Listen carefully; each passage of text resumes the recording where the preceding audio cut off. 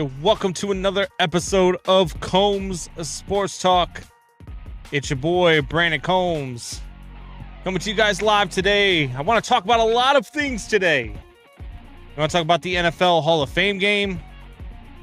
We want to talk about PCA for MVP because he absolutely 110% should be the favorite to win the MVP. What's going on, guys? I'm Brandon Combs. Make sure you guys check me out at all different types of platforms that you can find me on. You can find me on Combs Sports Talk on Facebook. You can find me on Twitter at RealCombsy.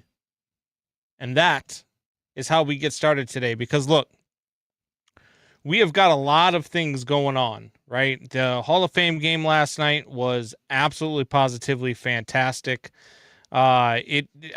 Comes down to the final play. And, look, I don't know that the Cardinals and the Panthers are necessarily going to be world beaters, right? But I do think that game last night, it shows us what we're looking at as far as excitement level for the NFL, right? And when you're talking about a preseason, the first preseason game of the year, it's hard to get overly excited. It's hard to get overly anxious. It's hard to get to the point where, you think that this is going to show you everything that this is going to be. But I think you could take some things away from this. I think there's some things that you can take and you can look at, and you can definitely see some things that might happen for both of these teams, right? Like the Arizona Cardinals, they might have a quarterback controversy on their hands. And on the same foot, the Carolina Panthers might have a quarterback controversy on their hands. Look, Carson Beck looked really good last night. Carson Beck did his thing in the time that he was out there. 15 of 19 passing, 188 yards, 1 touchdown, no interceptions, a 125.4 passer rating. Now, again, going up against second, third, and fourth string defenses, I get it. I understand. But when you are a franchise who took a very long time before you finally gave Jacoby Brissett the 1-year deal for the $21 million that it's worth. But the fact that you only gave him a 1-year deal shows me that you don't trust that Jacoby Brissett is your quarterback of the future. What that shows me is that you don't think that Jacoby Brissett is necessarily your quarterback for this entire season. And Carson Beck went out there and balled out. And if he continues to ball out, if he continues to have insane numbers, insane stats, going through, I don't know, the rest of training camp, the rest of practices, the rest of the preseason, what has you so married to the thought of Jacoby Brissett being your week 1 starter if you're the Arizona Cardinals? If Carson Beck's a better choice, $21 million, okay. We've seen that happen before, right? We've seen Russell Wilson take over for Matt Flynn after Matt Flynn got a large contract for the Seattle Seahawks. We saw Matt Flynn not be able to beat him out in the preseason in his first year in that contract. And I believe that was a longer-term deal. I believe that was a 3 or 4 year deal for Matt Flynn. So when you look at that body of work and when you look at what that means, I just don't necessarily think that the Arizona Cardinals are married to Jacoby Brissett, and I don't think that it's absolutely crazy to think that Carson Beck could win over this job heading into week 1 of the season, or at the very least, by week 5, maybe week 6, somewhere in that ballpark. Because if Jacoby Brissett doesn't light the world on fire, if Jacoby Brissett isn't winning football games for Arizona, then why wouldn't they move on? Why wouldn't they take that and be like, all right, look, let's see what Carson Beck has. Let's see what he has when he's playing first string defenses. Let's see what he has when he's playing teams that are trying to get to the playoffs. I think that Carson Beck showed last night that it's at least worth consideration. And on the other side of the ball, Haynes King at the very least last night, at the very least, showed the Carolina Panthers that if Bryce Young continues to struggle on the road, which he was terrible on the road last year, he was really good at home. He was really good in Carolina. He had some pretty good games. That's why they won the division ultimately at 8-9 and ended up in the playoffs. But if he continues to struggle like that on the road, you're not going to continue to keep banking on in the NFC South, even though it's not the greatest division in the NFL. You're not going to continue to keep banking on the fact that Bryce Young can get you to 8-9. If you got a guy in Haynes King that might be able to ignite the offense, that might be able to win you more games, that might be able to get you to 10-7, 11-6. I think that at the very least, you just put a short leash on Bryce Young.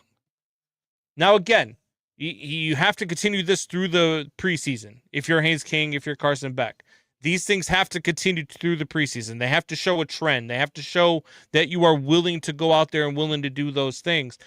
But I just don't know how these two franchises, with the state that they are in, don't at least look at last night and go, maybe we got to take a longer look at this. Maybe we got to take a longer look at this situation, because I think both quarterbacks have done a tremendous job in the first game, in the Hall of Fame game, going out there. Plus, it's national TV. You got everybody excited to watch football. Everybody's watching the game last night, even though it means nothing. While the Red Sox and White Sox are going to 13 innings tied at 7, while both teams are fighting their ass off to get into the playoffs, you've still got millions of people watching this football game, the Hall of Fame game, and these two guys putting on the show like they put on.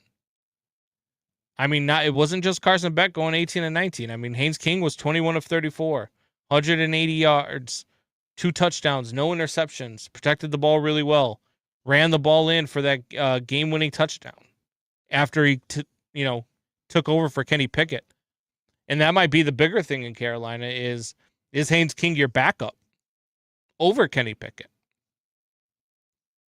Does Kenny Pickett have a job at the end of the preseason?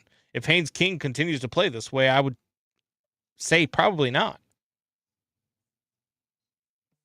I don't know that Haynes King is going to be Tom Brady. I don't know that Haynes King is, even going to be, Eli Manning for that fact. But I do know that he showed last night that he at least deserves a look through the rest of the preseason. And to me, that's what you can take away from last night's Hall of Fame game. Now, look, the score doesn't matter. I mean, I bet the over, so I was happy.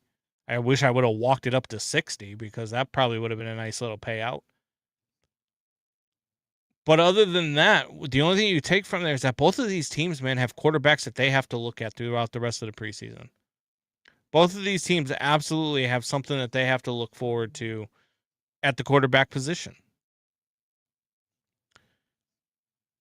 And whether or not, and I heard this question asked today, is this a forecast of what this entire season is going to be? And that's something we're going to talk about tonight on BetMGM tonight as well.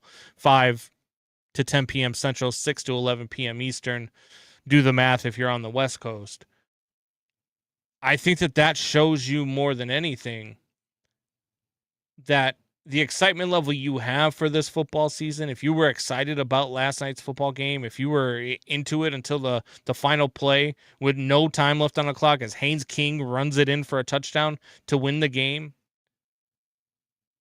if you were that excited for that, I think you're going to be just as excited for the regular season. And it's the NFL. Is this going to be the best season of all time? Maybe. I mean, that's going to be, I don't think that one game, and I don't think the Hall of Fame game is going to show you whether or not that this is going to be the greatest season of all time. But man, the excitement level is there. People are ready for football, and people are ready to get this season started. And as exciting as baseball is, and this weekend in baseball, if you don't know, I mean, the AL Central can completely be decided and can completely become the biggest race down the stretch. It could go either way, because if the Cleveland Guardians beat the White Sox 2 out of 3, then all of a sudden that division becomes playable with the Guardians only one game, or if they sweep, they're tied. And then if Minnesota can take 2 out of 3 or sweep their series against Milwaukee, which is going to be a tough task, all of a sudden they're back in this division within a game or tied.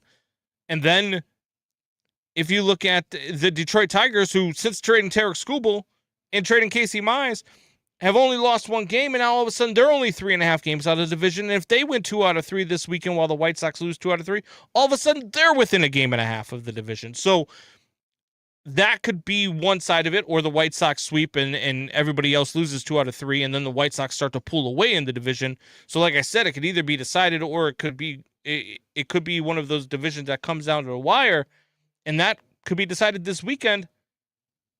But more people were excited to watch NFL football last night. NFL's king. There's no doubt about the NFL being king. And so that's my takeaways from the Hall of Fame game. It was all about the quarterbacks last night, and all about what the quarterbacks did, and the fact that Carolina and Arizona both have quarterback controversies on their hands.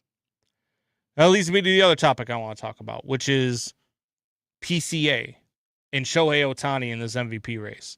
Look, PCA is to me, and I know I'm a Cubs fan, and I get it. People are going to be like, oh, you're a homer, blah, blah, blah, blah, blah. But I would be saying this if PCA played for the Cardinals. I would be saying it if PCA played for the Brewers. I'd be saying it if PCA played for the San Francisco Giants. PCA is your NL MVP. And I understand people are going to come at me and, oh, well, how many innings has PCA pitched? How many innings has PCA thrown? How many times? What's PCA's ERA? Okay. Well, how many games has Shohei Ohtani played in center field with defensive runs saved after defensive runs saved? How many days this year has Shohei Ohtani played Gold Glove defense in the outfield? Because PCA does that night in and night out. Shohei Ohtani pitched for half of a season, but he can't stay healthy when he's on the mound. And all of their numbers, I mean, are just absolutely positively pretty much identical. PCA leads in WAR at 7.3. Shohei's is 6.4. I mean, PCA has played a bunch more games, like 11 more games, has had probably about 30 more plate appearances. But they're tied in home runs. Shohei has 1 more RBI than PCA. PCA with 23 more stolen bases at 29 than Shohei's 6. And by the way PCA won that game yesterday for the Cubs, stealing third base, the ball gets away by about 10 feet, and PCA scores to win the game yesterday. I mean, that's not a way Shohei Ohtani is going to beat you. But PCA can beat you in every other way that Shohei can beat you as well. PCA can beat you with the long ball. PCA can beat you with a gap job. PCA can beat you on all those things. So you have to look at the things that they do differently. Shohei pitches, PCA plays otherworldly defense. He's the best defensive center fielder in all of baseball, and it's not even close. Shohei Ohtani was a really good pitcher for the first half of the season, but pitchers already have an award. That's what the Cy Young is for. To me, if you take PCA's defense and you value it versus Shohei's pitching, it's not even close. It's not even close. PCA's defense is far more valuable than Shohei's pitching. And the fact that the numbers are so damn close, I mean, when you look at, if you just go to their offensive numbers, you talk about batting average, 297 for Shohei, 289 for PCA, on-base percentage, 399 for Shohei, 386 for P. Crow Armstrong, slugging percentage, 554 to 550 in favor of Shohei, OPS plus 162 to 158 in favor of Shohei. So the numbers are right there in all facets. They're neck and neck with one another. But the fact that PCA is out there every day, and the fact that he leads Shohei in WAR, even with Shohei's pitching, leads Shohei in WAR by a full point, by the way, by a full game. Or a full win, I should say. That, to me, tells you that PCA is the favorite for MVP unless something happens in this last month and a half where he gets hurt or he just shuts down and just isn't good while Shohei turns it on and is out of this world.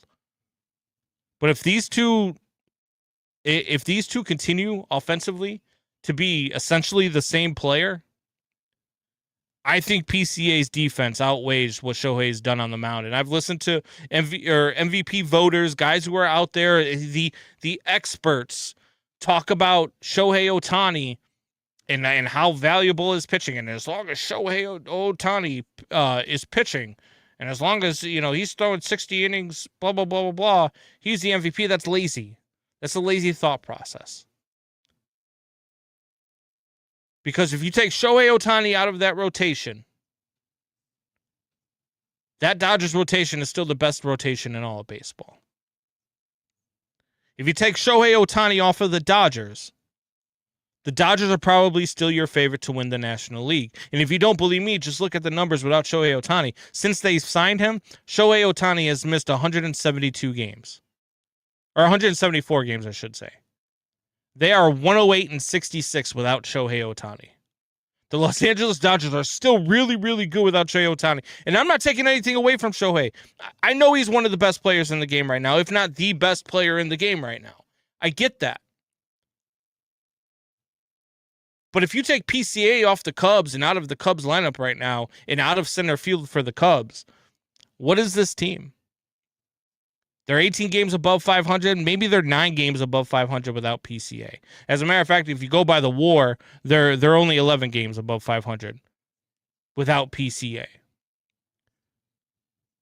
So to me, I get people are going to talk about him throwing 60 innings this year. I get people are going to talk about him and the ERA that he has and all of that stuff. But to me, that does not outweigh what PCA has done in center field defensively. That does not outweigh the fact that PCA has absolutely carried this Cubs lineup when they have not been very good. So, yeah, there's absolutely positively no part of me that does not believe PCA deserves the MVP this year. Point blank. Let me know in the comments. Let me know what you guys think. Let me know what you guys believe when it comes to the NL MVP. Is it PCA or is it Shohei? Check me out tomorrow. More Combs Sports Talk. Talk about all sorts of stuff we've got. Like I said, Major League Baseball this weekend is going to be fun, especially in the American League Central. The National League Central with the Cubs playing the Royals. The Brewers playing a Twins team that needs to keep winning to stay alive in the AL Central. The National League Central could be fun coming down the stretch too. And the Cubs have their 1-2-3 set up for their playoff rotation going up against the Royals team that they should absolutely just dominate. The Cubs should sweep this weekend. I think anything short of a sweep might be a failure for the Cubs. So let me know what you guys think. Hit me up in the comments. Hit me up in the chat. Follow me on Twitter @RealCombsy. You can follow me on Instagram, Combs_Sports Talk. And you can follow me on Facebook at Combs Sports Talk as well. We'll see you guys later. Tell your friends. Tell your neighbors. Almost messed that up. Tell your friends. Tell your neighbors. Tell your enemies.